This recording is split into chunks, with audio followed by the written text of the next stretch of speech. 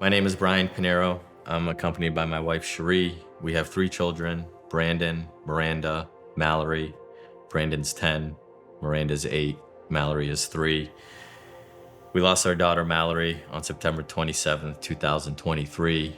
Buried her on Saturday, September 30th, and we're at Long Hollow Church for our first service on October 1st, 2023.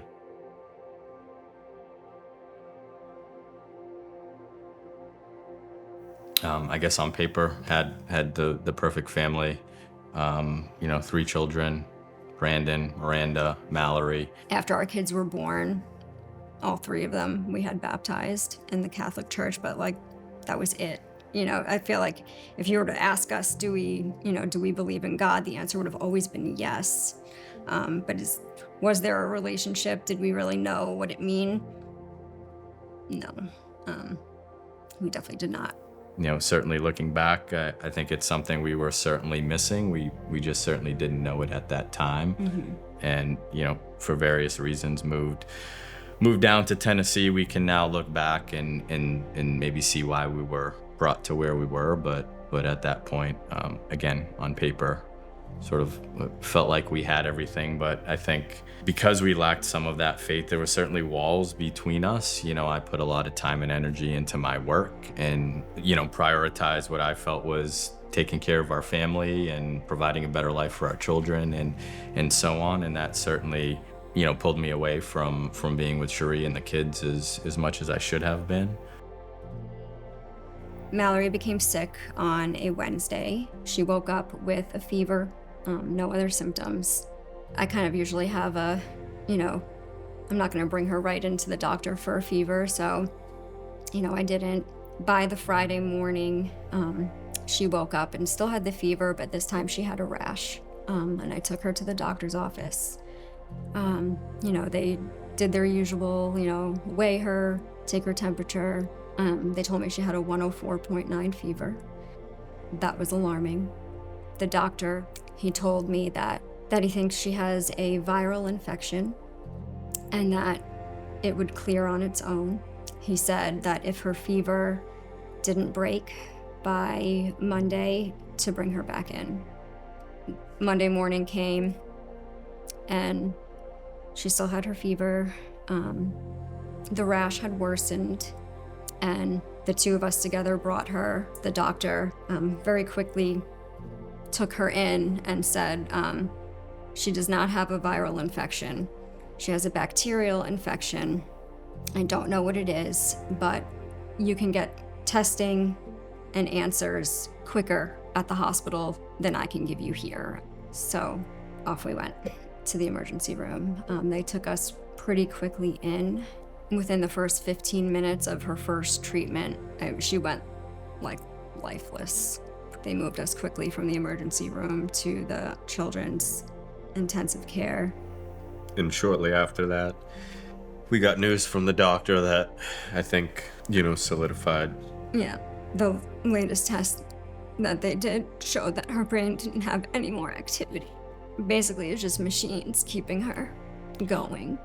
Within minutes of them taking her off those machines, she was gone. Yeah, she passed 5 a.m. on Wednesday, September 27th. To give you a sense of how impactful Long Hollow was, so Mallerie passed on a Wednesday. The first time we stepped foot into Long Hollow Church was at Mallerie's services on that Saturday. I think one of the most amazing things very early on, as we, leaned in and spent more time there, it opened up opportunities to get in front of others and be part of group. Yeah, we feel like God kind of paved the way by planting the right people in front of us at every step. There was no accident that, the neighbor, just happened to be out when you were in the driveway and said, hey, we just feel like there was people placed in our path to kind of take us exactly where we needed to go. It all culminated as we approached Mallerie's 3rd birthday, which was on April 2nd, it was really Cherie's idea of, what's the best way to honor her? How do we spend the day, honoring who she was and her purpose in our lives and the beauty that she brought to us, while also glorifying God and showing what he's done in our life. And we made the decision on her birthday, the best way to celebrate was to get baptized. Cherie and I were planning to get baptized together. We weren't even going to tell the children and wait for that day. They were just witnessing and seeing tremendous things around them, and asked us when could they get baptized. Given our really renewed focus and in faith in each other, we decided to renew our vows that day as well. Certainly the vows have a different meaning now after going through an experience like this, and we wanted our children to witness that. We wanted our family members to witness that. So, on her birthday, we both spoke.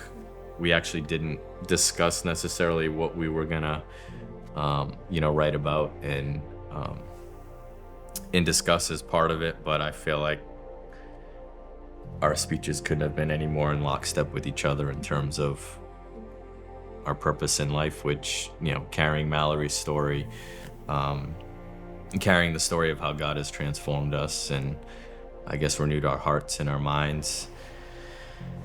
And yeah, we got baptized as a family and renewed our vows. Yeah, I thought it was really important to, the place that we were before her passing, and the Lord reunited us in a way I never would have imagined. And, Mallerie, I think a part of her purpose, she was not a planned pregnancy. She was a total surprise to us. So, we talk about that a lot, that, he knew what we needed, but we didn't, she was exactly what we needed, and she led us straight to him. I do feel like I understand pieces of what he has done. I do understand what he's done for our family. Do I wish there was another way it could have happened? Of course, I wish there was another way it could have happened, but I take a lot of, there's a lot of hope. I feel like we talk about it all the time, our view, we don't really have we have more of an eternal view. The blip of the earthly life without her is nothing compared to an eternal life that we do get to spend with her. And I don't think that we would have that eternal life if we didn't go through this. So there is beauty in the brutal.